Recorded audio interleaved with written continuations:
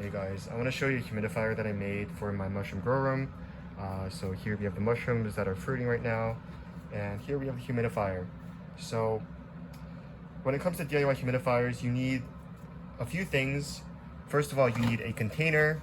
So the container will hold the water, obviously. You'll tube in the water using a float valve to provide a continuous flow of water, and then you'll have the ultrasonic humidifier inside to produce steam. And then this connects to a sensor, like one of those inkbird humidifier humidistats, and this triggers whenever the humidity falls below a certain line, so that'll trigger an on switch which gets the whole humidifier starting. The fan will spin, the mist will come out, and it'll bring the humidity up to your desired setting. So here we have the humidistat. So we have the sensor kind of making its way through this hole in the tent and coming out on the other side, and then that plugs into you see this work 1 and work 2. So the plug for the whole system will go into one of those, into the work 1 plug for the humidifying process, and it'll run whenever the humidity falls below a certain amount. So right now you can see that the humidity is 71.8. It runs whenever the humidity is lower than 85%. And the reason why it's not running right now is because I unplugged it for this video, just so that we can see everything going on. I like to kind of have neater wires, so I placed all of the things that are going on inside this one box so that it doesn't look as messy. But we have a few things going on. So one of the wires is obviously coming from the ultrasonic humidifier. So this ultrasonic humidifier is actually way bigger than it needs to be. Probably 6 ultrasonic humidifying discs are enough. Even 3 should be enough. Like the T7 AC Infinity humidifier that I've been using before, which has enough output to fill one of these, like, 500 square feet rooms. It was more than enough. So even just like 4 or 5 nozzles or of these like white discs would probably be enough. And so one of the wires is connected to that. One of them is connected to the fan. And then let's just open this up and take all the wires out. This is because I need 2 things to run whenever the humidity falls below a certain temperature, but you can only plug in 1 thing into the inkbird humidistat. Even though there's 2 plugs here, one is for when the humidity goes above a certain amount, one is for when the humidity falls below a certain level. So you can't actually use both of these for that same trigger. Maybe there's a way to do it. I don't know what that is. So you have to split the 1 cord into 2. And this is like a light sensor splitter. I'm not using that function. I'm just purely using it as a 1 socket in or one socket to 2 socket converter. And yeah, so one of these, the fan just plugs into one side.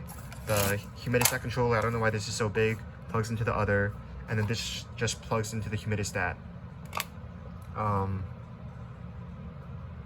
And yeah, that's about it. I used a 6-inch hole saw to make these holes, so this 6-inch tube just kind of fell right in. This is not the most evenly placed, but whatever works. It pushes the mist out fine. I had to drill a 1/2-inch hole-ish through here and plug the floating valve inside.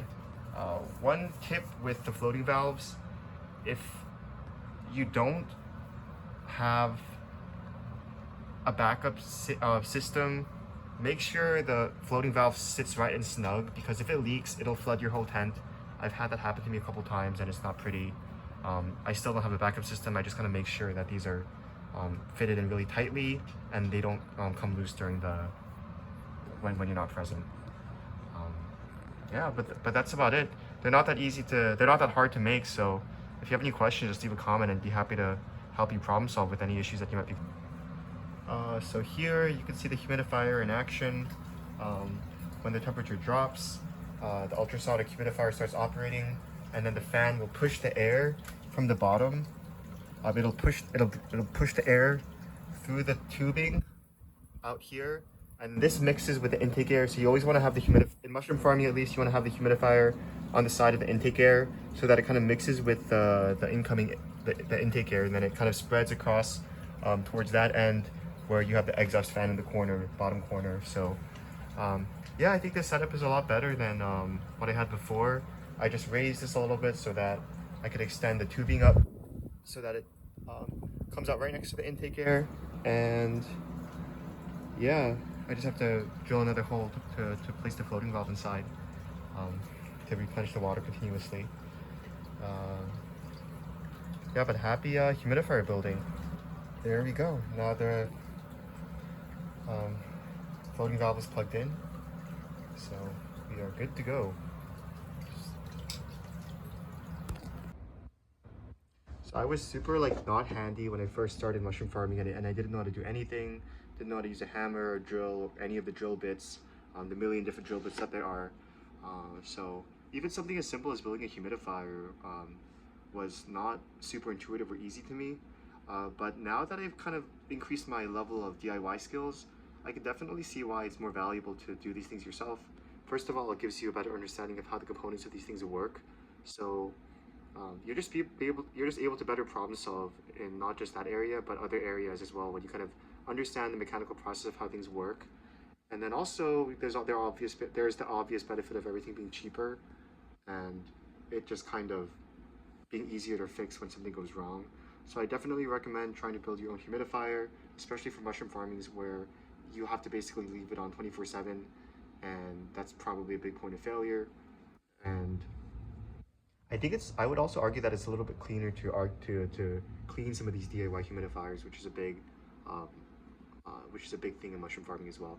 So let me know if you have any questions about the humidifier I built, or if I can help you in any way. Just shoot me an email at bmorespore.com, or come visit me in person if you're in Baltimore. So thanks guys, bye.